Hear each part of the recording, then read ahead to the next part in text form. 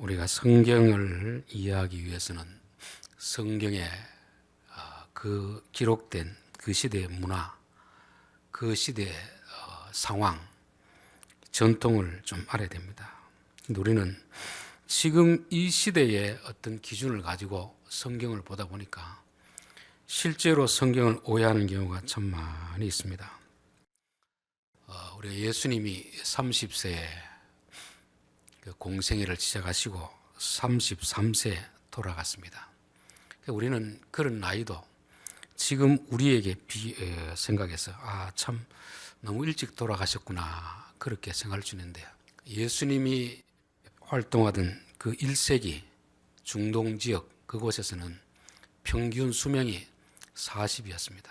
오늘 우리 남자들이 80 아닙니까? 여자들이 85세? 그럼 예수님이 30세에 활동했다는 것은 우리로 말하면 몇 살이겠습니까? 60살입니다. 60살. 그때 40이 평균 수명일 때 30세에 활동을 하시고 33세에 돌아가셨으니까 오늘 우리가 80을 평균으로 잡으면 66세에 돌아가신 것입니다. 그리고 30세라는 나이는 그 시대는 여자들은 보통 12세, 남자들은 17세 그렇게 시집가고 장가갔습니다. 그러면 30세 같으면 17세에 장가를 갔으면 딸을 낳았으면 12세가 돼요. 12세. 그러면 벌써 30세 같으면 자기가 낳은 딸이 시집갈 나이가 된 그런 나이를 말하는 것입니다. 우리는 그 시대의 어떤 상황을 모르니까 지금 우리의 기준을 가지고 성경을 읽고 해석하다 보니까 예수님 너무 일찍 돌아가서 참 안타깝다 생각하는데, 우리가 생각하는 그 30이 아닙니다. 평균 40이 될 때 그때 30이니까 우리로 말하면 60세가 넘은 것이죠. 또 우리가 아브라함이 75세에 하나님께 부름받았다고 하면 그 늦은 나이에 부름받은 것이 아닌가 그렇게 생각하는데, 여러분 아브라함이 몇 세를 살았습니까? 175세를 살았잖아요. 우리는 80세를 삽니다. 75세라는 것은 75로 나누면 반 이전에, 우리로 말하면 40 이전에 30대 후반에 부름받는 것입니다.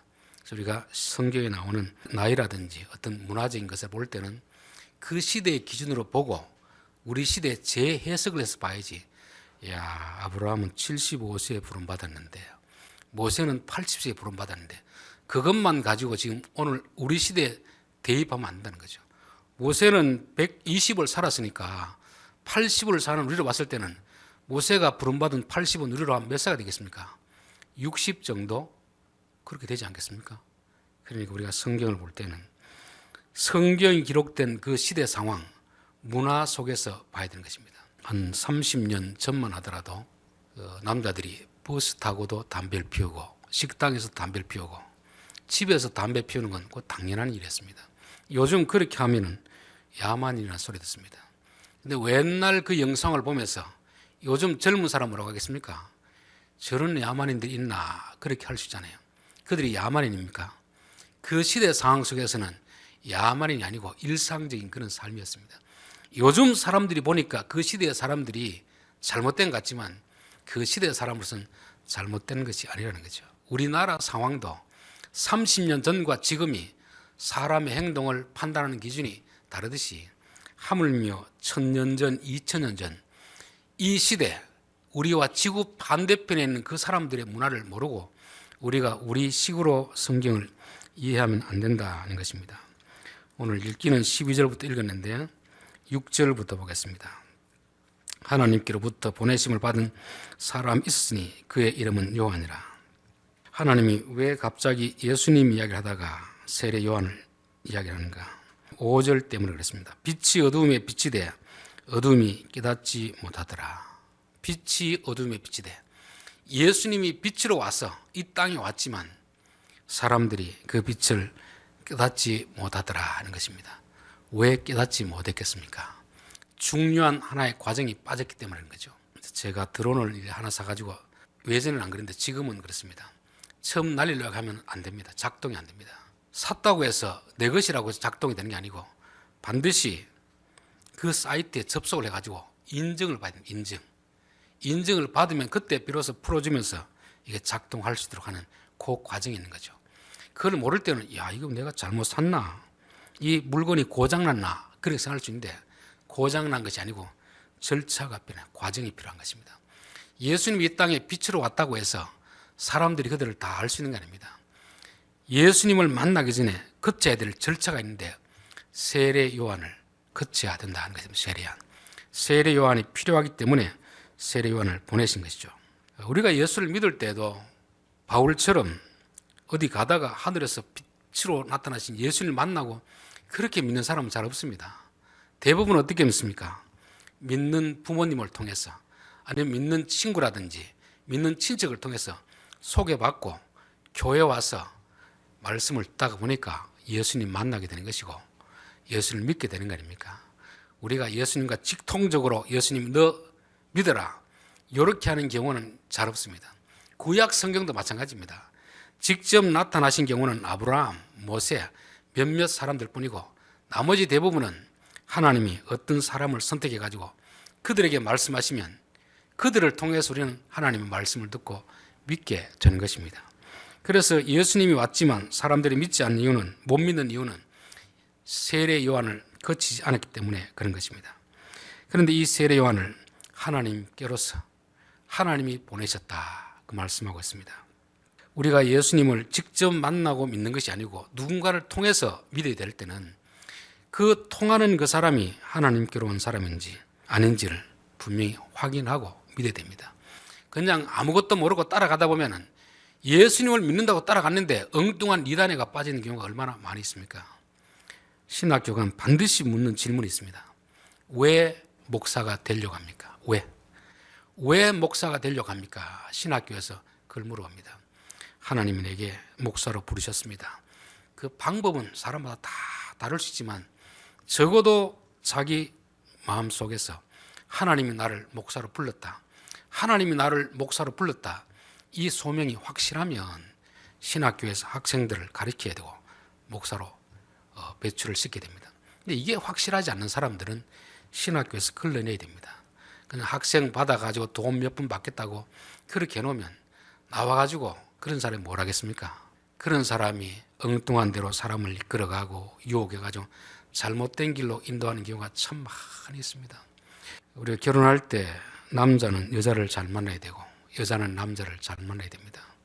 예수 믿을 때도 목사를 잘 만나야 됩니다. 목사도 교회를 잘 만나야 되지만 교인들도 목사를 잘 만나야 됩니다. 하나님께서 보낸 목사가 있고 자기 발로 자기 스스로 목사가 된 자가 있거든요.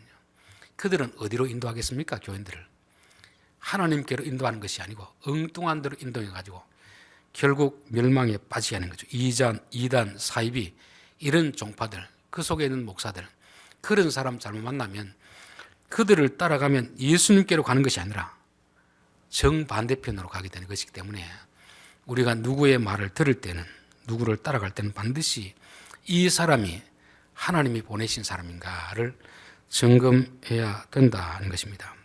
7절 그가 증언하러 왔으니 곧 빛에 대하여 증언하고 모든 사람이 자기로 말미암아 믿게 하려 함이라. 그는 이 빛이 아니요 이 빛에 대하여 증언하려 하는 자다. 세례 요한은 나는 빛이 아닙니다. 빛에 대해서 증언하는 자입니다. 진짜 하나님께로서 하나님이 보낸 사람하고 아닌 사람하고 차이가 뭐겠습니까? 그 역할을 감당하면서 나는 빛이 아닙니다. 나는 예수가 아닙니다. 나는 예수님에 대하여 전하기 위해서 온 사람입니다. 여러분, 우리가 손가락으로 달을 가르치면 처음에는 손가락을 봐야 되지만 그 다음에 뭘 봐야 됩니까? 손가락이 가르치고 있는 달을 봐야 되잖아요. 그런데 사람들은 달을 안 보고 계속 손가락을 보고 있는 것입니다. 여러분, 목사를 보면 안 됩니다. 목사가 전하는 그 말씀을 통해서 예수님을 바라봐야지 계속 목사만 바라보고 있으면 이게 이단 교주가 되는 거 아닙니까? 이단 교주. 세례 요한은 나는 빛이 아니다. 나는 그리스도가 아니다. 철저하게 자기를 부인하는 것입니다. 나는 단지 예수님께로 여러분들을 인도하기 위해서 온 보낸 자이다. 광야의 소리이다. 그렇게 하는 것입니다. 여러분들이 어떤 목사가 진짜 하나님 보내신 목사인지 가짜 목사인지 구별하는 법, 요거 보면 됩니다. 자기가 예수님처럼 행세하는 자들은 가짜입니다. 나는 예수님이 아닙니다. 나는 그리스도가 아닙니다. 나는 여러분들을 예수님께로 인도하는 그 역할을 감당하는 자일 뿐입니다. 그런 자가 바로 하나님 보내신 자입니다. 제가 아는 목사님 한 분이 서울에 가서 큰 교회 부목사로 1년 있었습니다. 1년 있으면서 너무 갈등이 심해서 그만두고 내려왔습니다. 왜 내려왔는가 물어보니까 자기가 그 교회에 있으면서 자기가 예수님을 섬기는지 담임 목사님을 섬기는지 이게 구분이 안 된답니다. 여러분, 부목사가 그 구분이 안 될 것 같으면 교인들이 지금 하나님을 섬기겠습니까? 그 목사를 섬기겠습니까? 그러면 그 교인들이 목사에게 시선을 향할 때 단호하게 이게 아닙니다 해야 되는데, 진짜 목사인데 가만히 앉아서 그 영광을 다 차지하고 있는 거죠. 저는 제자 훈련이라는 프로그램을 신학교 때 배웠지만 하지 않고 있습니다.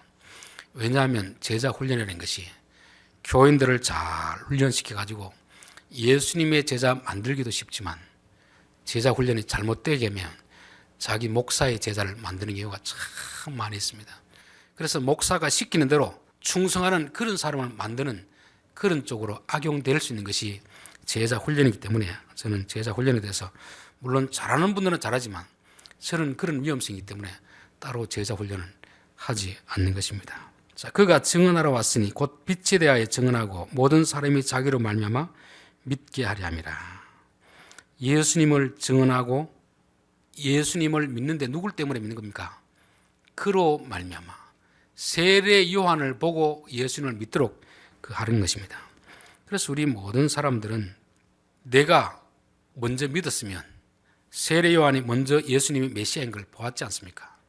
그러면 그분에게 대해 증언하고 그 다음에 나로 인하여서 다른 사람들이 믿도록 해야 됩니다. 여러분, 믿는 가정에서 자녀들이 있다면 부모가 해야 될 일은 뭐겠습니까? 예수님에 대해서 이야기를 해주고 나를 보고 예수를 믿어라, 그렇게 당당히 말할 수 있어야 됩니다. 또 그렇게 말할 수 있도록 내가 예수님의 모습을 보여줘야 됩니다. 보통 이제 믿는 가정에서 목사 자녀들, 장로님 자녀들 보면 교회를 안 믿는 경우가 많이 있습니다. 그 중에 하나의 원인은 뭐냐면 자기 부모님을 보니까 도무지 너무 이중적인 삶이기 때문에 교회에서 행동할 때하고 집에서 행동할 때 너무 다르기 때문에 저분이 믿는 예수님이 진짜일까, 이런 갈등 때문에 안 믿는 경우가 많이 있습니다. 그래서 우리가 먼저 믿었다는 것은 참으로 중요한 사명이 있다는 것입니다. 고린도전서 7장 13절에 보면 어떤 여자에게 믿지 아니하는 남편이 있어 아내와 함께 살기를 좋아하거든 그 남편을 버리지 마라. 믿지 아니하는 남편이 아내로 말미암아 거룩하게 되고, 믿지 아니하는 남편이 믿는 아내 때문에 예수님을 믿게 된다는 것입니다. 그러니까 그 아내의 행동 하나가 얼마나 소중하겠습니까? 예수를 믿는다는 그 말만 하는 게 아니고 진짜 예수 믿는 그 모습이 삶을 통해 나타날 때 안 믿는 남편이 아내를 보고 예수님을 믿는다는 것입니다. 그러니까 우리가 먼저 믿은 사람의 사명이 이만큼 중요하다는 것을 말씀하고 있습니다. 10절 그가 세상에 계셨으며 세상은 그로 말미암아 지은 바 되었으되 세상이 그를 알지 못하였고 자기 땅에 오매 자기 백성이 영접하지 아니하였으나, 이 말씀이 바로 앞에 있는 5절 말씀과 같은 의미입니다. 빛이 어둠에 비치되 어둠이 깨닫지 못하더라. 그렇다면 이 말씀을 해놓고 누가 소개하고 있습니까? 지금 세례 요한을 소개하고 있는 거죠. 세례 요한이 예수님께로 인도하는 자가 되어서 예수님이 증거했음에도 불구하고 또 이런 일이 현상이 나타나는 것입니다. 예수님이 오셨고 예수님에 대해서 소개하는 자가 있는데 그럼에도 불구하고 사람들이 세상이 그를 알지 못하였고 자기 땅에 오매 자기 백성이 영접하지 아니하였더라. 어떻게 이런 일이 있을 수가 있겠습니까? 세례 요한이 와서 부지런히 예수님에 대해서 저분이 어린 양이다, 저분이 우리를 구원하신 분이다, 구약에서 예언한 그분이다, 그렇게 말했음에도 불구하고 그들은 예수님을 알지 못하기 때문에 자기 백성이 영접하지 아니하였더라고 했습니다. 왜 이런 일이 일어나느냐 하면 이게 세례 요한의 한계입니다. 목사의 한계입니다. 전도자의 한계인 거죠. 우리가 아무리 열심히 복음을 전해도 아무리 예수님을 믿으라고 해도 본인이 안 믿으면, 본인이 믿어지지 않으면 어쩔 수가 없는 것입니다. 세례 요한이 와서 무슨 이야기를 했겠습니까? 세례 요한이 처음으로 한 이야기는 회개하라, 천국이 가까이 왔느니라. 그 메시지를 선포했습니다. 즉 지금까지는 자기들이 왕으로 자기가 주인인 것처럼 그렇게 믿고 살아왔는데 너 그거 잘못됐으니까 그 생각 내놓아라. 메타노이아, 회개라는 것은 생각을 바꾸라는 것입니다. 너 지금까지 잘한다고 생각했지만 말씀에 비춰보면 너는 잘못된 것이다. 그것을 알고 회개하고 하나님 앞에 예수님께 가자는데 회개를 안 하는 것입니다. 그러니까 세례 요한이 아무리 외쳐도 예수님에 대해서 전해도 그들이 회개하지 않으면 세례 요한도 어떻게 할 수 없는 것입니다. 마태복음 11장에도 예수님이 기적을 가장 많이 베푼 곳에 한 사람도 회개하지 않았다는 거거든요. 예수님이 와서 전도해도 기적을 행해도 회개하지 않으면 예수님을 알 수도 없고 영접할 수도 없다는 것이 바로 성경의 가르침인 것입니다. 그래서 우리가 예수님께 가기 위해서는 반드시 회개가 필요한 것입니다. 회개. 여러분, 회개라는 것은 내가 단순한 도둑질하고 이런 도덕적인 잘못을 말하는 게 아닙니다. 근본적으로 하나님을 믿지 않던 내가 주인으로 삼는 이 생각을 내려놔야 되는 것입니다. 여러분, 그런 죄, 그런 것에 대해서 내가 죄인이라고 생각해야 회개를 하지. 아니, 나는 나 나름대로 착하게 산다고 생각하는 사람들이 회개하라고 한다고 회개하겠습니까? 자기가 지은 죄가 자기가 죄인임을 알아야 그때 비로소 회개를 하는 것입니다. 오늘 본문 표지 책갈피를 꽂아놓고 갈라디아서 4장을 보겠습니다. 갈라디아서 3장 22절부터 보겠습니다. 그러나 성경이 모든 것을 죄 아래 가두었으니 이제 이는 예수 그리스도를 믿음으로 말미암는 약속을 믿는 자들에게 주려 함이라. 믿음이 오기 전에 우리는 율법 아래 매인바 되고 계시될 믿음의 때까지 갇혔느니라. 이같이 율법이 우리를 그리스도께로 인도하는 초동 교사가 되어 우리로 하여금 믿음으로 말미암아 의롭다함을 얻게 하려 함이라. 세례 요한이라는 한 사람은 구약의 율법을 상징하는 사람입니다. 여러분, 우리가 율법을 보면 어떤 생각이 듭니까? 야, 나는 참 법을 잘 지킨다는 생각이 듭니까? 그 앞에 서면 야, 내가 참 죄가 많구나 이런 생각이 들겠습니까? 이런 생각이 들겠죠. 그래서 세례 요한에 가면 죄를 회개하는 것입니다. 율법 앞에 서면 우리가 죄인임을 고백하게 된 것입니다. 그 율법이 우리를 네 스스로 의를 행할 수 없으니까 데리고 예수님께 가는 것입니다. 그때 사람들이 예수님을 영접하게 되는 것입니다.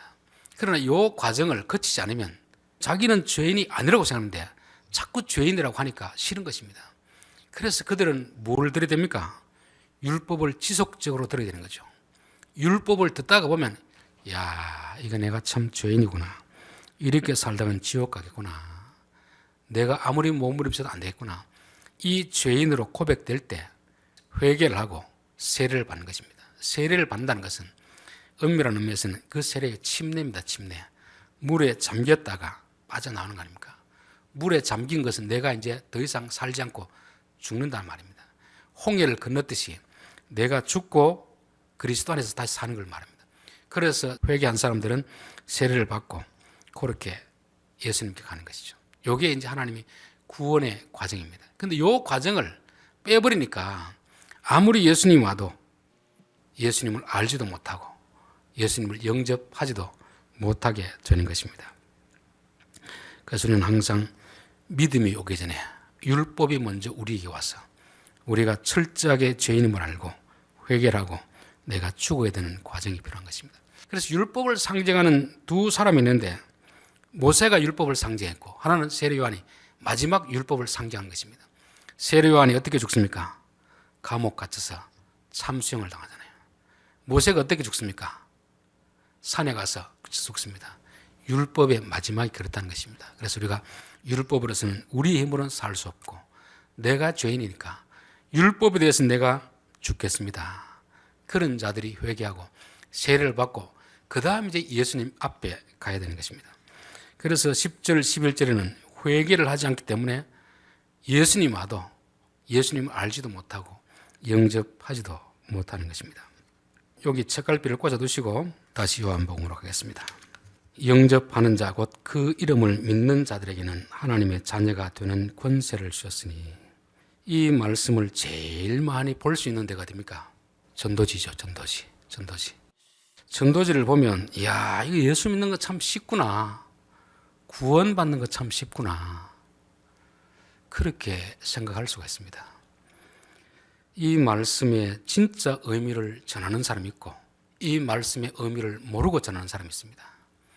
이 말씀이 아는 의미를 알면 그렇게 쉽게 영접 기도를 못합니다. 모르니까 쉽게 하는 것입니다. 이 당시 영접하다, 이를 믿는다 하는 말은 우리가 생각하는 그런 의미가 아닙니다. 여러분, 영접한다고 해서 거지 하룻밤 우리 집에 들여서 밥 한 끼 주는 그런 개념이 아니잖아요. 예수님이 지금 이 땅에 오신 이유가 뭡니까? 왕으로 오신 거거든요. 왕. 영접한다는 말은 왕으로 영접하는 자입니다. 왕으로 영접하는 자. 그런데 누군가 길을 가다 처음 만난 사람에게 나와 결혼합시다. 그 말을 듣고 따라갈 사람이 있을까요? 내 인생을 바쳐야 되는데 누군가 내게 전화 와가지고 당신 통장 번호 좀 가르쳐 주십시오. 돈 넣어줄 테니까. 속지 않으면 정상적인 사람이라고 하면 비번을 가르쳐 주지 않습니다. 통장하고 토지 문서 다 주십시오. 줄 사람이 누가 있습니까? 여러분, 예수를 믿는다는 것은 예수님을 나의 왕으로 모셔드리는 것입니다. 모셔드리는 것. 예수님을 모르는데 어떻게 모셔드리겠습니까? 길거리에서 전도지 한 장 받고 그거 듣고 5분 따라오고 영접하는 것이 그게 무슨 영접이 되겠습니까? 진짜 이 말씀의 의미를 알고 가르치고 알고 영접했으면 구원이 이루어집니다. 그러나 이 뜻도 알지 못하고 이 의미도 알지 못하고 그렇게 한다고 해서 이것이 구원의 방식은 아니라는 거죠. 몇 해 전에 이웃연합회에서 한 분 강사를 청했습니다. 그리고 집회를 하면서 여러분들이 언제 구원을 받았습니까? 물어보니까 교인들이 자기가 정확히 언제 받은지 모르니까 여러분은 그러면 구원받은 날짜를 모르면 구원받은 것이 아닙니다. 오늘 여러분들에게 내가 구원받는 방법을 가르쳐 주겠습니다. 그러면서 요 구절을 읽고 내가 하는 말을 따라 하십시오. 영접 기도를 따라 하는 것입니다. 그리고 이제 여러분 오늘로 구원받았습니다. 오늘이 여러분의 구원받는 생일입니다. 그런 이야기를 했습니다. 그래서 그 연합회 목사님들 모여가지고 이분을 과연 계속 집회를 해야 될지 말아야 될지, 성경의 가르침과 틀린 것을 왜 가르치느냐, 연합회에서. 그래서 아마 사과를 받고 돌려보냈는지 어떻게 했는지 잘 모르겠는데 하여튼 그런 일이 있었습니다. 지금도 전도지에는 이 말씀이 있고 많은 사람들이 이 말씀을 그냥 그렇게 쉽게 전하고 있습니다. 이야, 구원받는 것이 정말 쉽구나. 구원받는 것이 이렇게 쉬운데 왜 우리를 전도 안 했을까? 그러면 또 이 말씀을 그렇게 보면 전도하는 우리들이 대단히 참 불충성한 사람이 되는 것이죠. 여러분, 예수님을 영접한다는 것은 단순히 돈 몇 푼 주는 게 아닙니다. 집에 들여서 밥 한 끼 대접하는 게 아닙니다. 그분을 나의 왕으로 주권을 넘겨드리는 거예요. 주권. 여러분, 아무에게나 주권을 넘겨줍니까? 아무에게나 통장을 넘겨줍니까? 아무에게나 땅 문서를 넘겨줍니까? 믿을 만한 사람에게 넘겨주지 모르는 사람에게 어떻게 넘겨주겠습니까? 그래서 저는 이 영접한다는 말은 예수님을 알아야 영접할 수 있지 모르는데 어떻게 영접하겠습니까? 그래서 저는 전도라는 말은 교회가 지금 잘못 사용하고 있습니다. 교인들이 하는 것은 인도입니다. 인도. 교회 가보자. 예수님께로 인도하는 것이 우리가 하는 그 전도입니다. 전도라는 건 뭐냐면 하나님의 도를 전하는 거죠. 묵상하는 것이 전도입니다. 하나님의 말씀을 듣고 그분들이 야, 이분은 믿을 만하다. 또 듣기만 하는 것이 아니고 자기 삶에서 순종하고 사귀어보면서 아, 이분은 믿을 만하다. 여러분, 결혼할 때 첫 만남에서 마음에 들었다고 해서 결혼하지는 않습니다. 적어도 이 사람을 만나보고 그 집안 어른들을 만나보고 이 사람 같으면 다는 몰라도 최소한 내 인생을 맡게 되겠다, 그런 확신이 설 때 결혼을 한다고 하는지 처음 만나가지고 결혼합시다. 아마 그런 사람은 정상적인 사람이 아닙니다. 그래서 저는 전도하는 열심히 있는 사람들에게도 제발 좀 성경을 알고 이야기하십시오. 처음 만나는 사람이 예수 믿으라고 하지 말고 처음 만나는 사람이 교회 한번 가봅시다. 교회에 가서 말씀을 듣다 보면 예수님을 알게 되는 것이고 예수님을 어느 정도 알았을 때 그때 예수님을 영접하라고 하는 것이지 예수님에 대해서 아무것도 모르는 사람들에게 영접하라는 것 자체가 마치 길거리 가다가 예쁜 여자 보고 나와 결혼합시다. 이런 무례함이 되는 것입니다. 그래서 지난번은 한번 말씀드렸는데 CBS 종교 호감도를 조사했는데 기독교가 14%, 불교가 52%, 천주교가 40 몇 %, 원불교가 17%입니다. 그만큼 기독교가 지금 신뢰도가 떨어졌습니다. 그런데 안 믿는 사람들이 왜 그럼 기독교에 대해서 그렇게 부정적으로 보십니까? 그러니까 지나친 잘못된 전도 때문에 그렇다는 것입니다. 전도에 대한 열심은 있는데 전도가 무엇인지를 모르니까 그렇게 되는 것입니다. 이 말씀은 지금도 제가 전도 훈련이나 가보면 거의 그렇게 지금 해석을 하고 있습니다.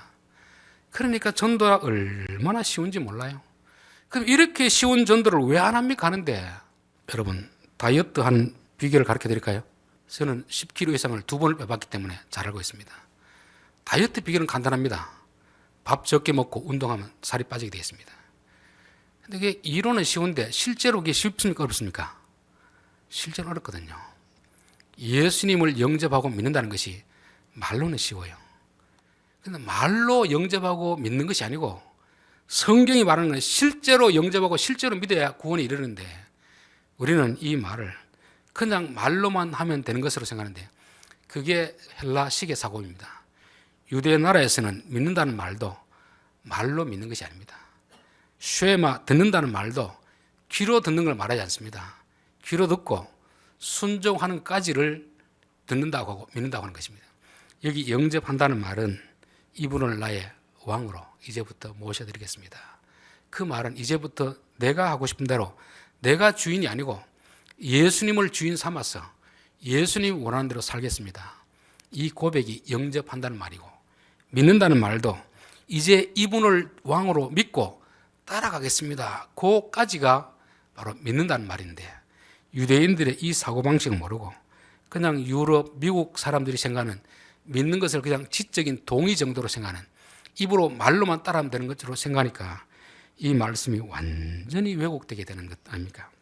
그래서 12절 말씀을 모르면 구원받는 것이 정말 쉬워 보입니다. 전도라는 게 정말 쉬워 보입니다. 그러나 이 말씀의 의미를 알면 참 어렵다. 이게 정상적인 것입니다. 아브라함이 하나님을 말씀을 믿고 따라왔습니다. 10년을 기다렸어도 안 주니까 자기 종 엘리멜렉을 아들로 삼으려고 하는데 그거 아니다. 나를 좀 믿고 하늘의 별을 봐라. 저 별처럼 아들을 많게 해주겠다. 그때 아브라함이 하나님을 믿으니 의로 여겼더라. 10년 걸렸어요. 10년. 아브라함이 하나님을 제대로 믿는 데까지가 10년이 걸렸습니다. 10년. 근데 어떻게 전도지 한 장 들고 그 고백했다고 구원이 이르겠습니까? 그러다 보니까 공수표가 남발되다 보니까 오늘날 교회 안에는 수많은 거짓 그리스도인들이 앉아 있는 것입니다. 내가 실제로는 아주까지 믿지 않았는데 이 잘못된 가르침 때문에 내게 구원이 없음에도 구원이 있는 것처럼 착각할 수가 있다는 거죠. 또 이런 고백을 안 했다고 해서 안 믿는 게 아니잖아요. 여러분 평생을 교회 다닌 사람들이 안 믿고 다니는 사람이 누가 있겠습니까? 요한복음 1장 12절의 말씀을 모르고 너무 예수 믿는 것이 쉽구나, 구원받는 것이 쉽구나, 전도하는 것이 쉽구나 그렇게 전했던 것을 회개했던 적이 있습니다. 그렇게 해서 교인들은 많이 왔는데 정작 진짜 믿는 사람은 너무 적다는 것입니다. 성경이 말하는 영접이나 믿는다는 것은 입으로만 하는 게 아닙니다. 여러분 제가 아무리 돈이 많다고 백날 떠들어 봐야 실제로 제가 돈이 없는데 말로만 떠든다고 그게 돈이 있는 게 아니잖아요. 있는 상태에서 돈이 있다고 해야지 내게는 돈이 한 푼도 없는데 나는 돈 많은 부자다. 그러면 그게 거짓말이 되는 것입니다. 영접하는 자, 곧 그 이름을 믿는 자들에게는 하나님의 자녀가 되는 권세를 주셨으니 우리가 예수님을 알고 예수님 아는 것은 전도지 한 장 받고 아는 게 아닙니다. 교회에 들어와서 수도 없이 말씀을 들으면서 깨달아지면서 그 말씀에 의지하고 순종하면서 실패도 하고 넘어지기도 다시 일어서기도 하면서 그런 수도 없는 반복을 통해서 이분 같으면 아브라함처럼 내 아들을 죽여도 살릴 줄 믿는 것입니다. 내 인생을 바쳐도 이분이 나를 구해 줄 것을 믿는 거죠. 그때 우리는 영접한다고 할 수 있는 것이고, 그때 제대로 믿음으로 살아갈 수 있는 것입니다. 13절, 이는 혈통으로나 육정으로나 사람의 뜻으로 나지 아니하고 오직 하나님께로부터 난 자들이니라. 12절을 오해하면 구원받는 것이 대단히 쉽습니다. 전도하는 게 대단히 쉽습니다. 13절이 그런 생각하지 말라고 못을 딱 박아두었습니다. 이는 혈통으로 되는 것이 아니다. 부모가 예수를 믿었다고 해서 자녀들이 저절로 그냥 자동적으로 믿게 되는 것도 아니고, 육정, 인간의 본성, 먹고 자고 뭐 가지고 싶은 이 욕정, 그거 가지고 싶다고 되는 것이 아니고 사람의 뜻으로 되는 것도 아니다. 내가 열심히 믿어서 구원받아야지 그 뜻으로 되는 것도 아니라는 거죠. 오직 하나님께로부터 나오느니라. 쉬운 것 같은데 실제로 이 말씀을 알면 어렵습니다. 어렵지만 또 하나님이 도와주시면 쉬운 것이고, 하나님이 안 도와주시면 이것만큼 어려운 것도 없다 하는 걸 알아야 됩니다. 그러면 하나님은 누구에게 구원의 역사를 베풀겠습니까? 어떤 사람은 마음에 들면 해주고 마음에 안 들면 안 해주고 이렇게 하겠습니까? 그게 아니고 하나님의 정하신 법칙이 있잖아요. 세례 요한을 먼저 만나라. 세례 요한, 율법 아래서 내가 죄인임을 깨닫고 회개하는 자에게 이런 믿음을 주겠다는 것이 오늘 12절, 13절의 말씀입니다. 그래서 저는 지금도 많은 목회자들이 12절의 의미를 모르기 때문에 너무 값싼 은혜를 막 남발하고 있는, 남발하고. 구원은 이렇게 쉽다. 영접 기도만 따르면 된다. 그러나 그 의미를 알고 전하는 자도 영접 기도 하는 사람도 이 의미를 알고 하면 구원이 이르지만 그냥 하면 그것은 결코 아니라는 것입니다. 다시 오늘 갈라디아서로 가보겠습니다. 갈라디아서 4장 22절, 21절부터 보면 되겠네요. 내게 말하라. 율법 아래 있고자 하는 자들아, 율법을 듣지 못하였느냐. 기록된 바 아브라함에게 두 아들이 있으니 하나는 여종에게서 하나는 자유 있는 여자에게서 났다 하였으며, 여종에게서는 육체를 따라 났고 자유 있는 여자에게서는 약속으로 말미암았느니라. 여종에게서 육체를 따라 났다. 혈통적으로, 또 인간의 본성을 가지고, 또 인간의 노력으로서. 그건 다 인본적 구원, 인본적 구원. 그거는 이스마엘이니까 내쫓으라. 약속의 자녀 이삭만이 진짜 하나님 나라를 유업으로 물려받을 수 있느니라. 약속의 자녀라는 것은 아브라함의 힘으로 되는 것 아니고, 아브라함 할렐링 했잖아요. 자기 부인은 불임이니까 도무지 인간의 방법으로는 불가능한 그런 상태. 그런데 하나님이 은혜를 베푸셔서 회개하게 하시고 믿게 하시는 것입니다. 그래서 구원은 철저하게 하나님의 은혜로 주어지는 것이지, 교회에서 어떤 방법을 써가지고 뭐 세미나 한다고 이렇게 되지 않습니다. 그거는 철저하게 인본주의적 구원인 것입니다. 신본적 구원은 하나님 앞에 나와서 하나님이 정하신 절차를 따라서 물과 성령으로 나뉘니라. 물과 성령으로. 그 말씀, 하나님의 말씀을 듣고 우리가 회개하고 세례를 받고 내가 죽을 때 성령의 역사로 인하여서 구원의 역사가 일어난다는 것을 말씀하고 있습니다. 오늘 참 어려운 말씀을 전했습니다. 또 기존에 또 그렇게 모르고 전하는 사람들 또 정죄하지는 마시고, 또 그분은 그 수준에서 알고 전하는 거니까, 더군다나 악의가 있어 그런 것도 아니고 뭐 전도에 열정이 있어 그러는데, 그건 하나님 보시기에는 이스마엘은 내어 쫓으라. 이스마엘은 인간의 방법으로, 혈통으로 그렇게 된 것은 된 것 같지만 결국은 하나님 나라에서 유업을 받지 못하는 것이다. 우리는 철저하게 하나님으로부터 주어진 그 구원. 그래서 우리는 예수님을 왕으로 모시는 것입니다. 예수님을 따라가는 거죠. 믿는다는 것은 순종한다는 말입니다. 믿는 것과 순종은 별개의 것이 아닙니다. 믿었으면, 그분을 왕으로 믿었으면 순종하는 것이 이게 바로 온전한 믿음이고 성경이 말하는 믿음이고 구원에 이르는 믿음이라는 것을 전해드렸습니다. 기도하겠습니다. 하나님 아버지, 우리가 전하는 전도 그 방식이 성경이 말하는 방식과 일치되는지 점검하게 하시고, 성경이 말씀하더라도 진짜 성경이 의미하는 그 뜻을 깨닫고 전하는 사람이 있고 그 껍데기만 알고 전하는 자들이 있습니다. 전도를 하겠다는 그 열정은 참 중요하지만 의미를 알지 못하고 전한다면 공수표를 남발하는 자요, 의도하지 않지만 거짓 선지자가 된다는 것을 알게 하시고 하나님의 말씀을 바로 알고 바로 믿고 바로 전하는 저희들 되게 도와 주시옵소서. 우리가 예수님을 왕으로 믿는다고 하는데 실제로는 내 마음대로 살아갈 때가 얼마나 많이 있었습니까? 아직까지도 예수님을 잘 모르기 때문에 내 일생을 맡기지 못하고 있는 것은 아닙니까?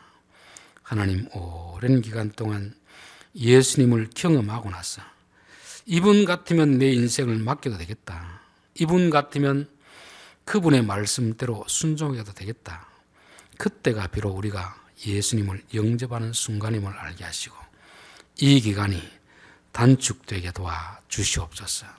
그래야 우리의 남은 인생은 온전히 예수님을 왕으로 영접하고 그분의 말씀을 따라가는 삶이 되게 도와 주옵소서.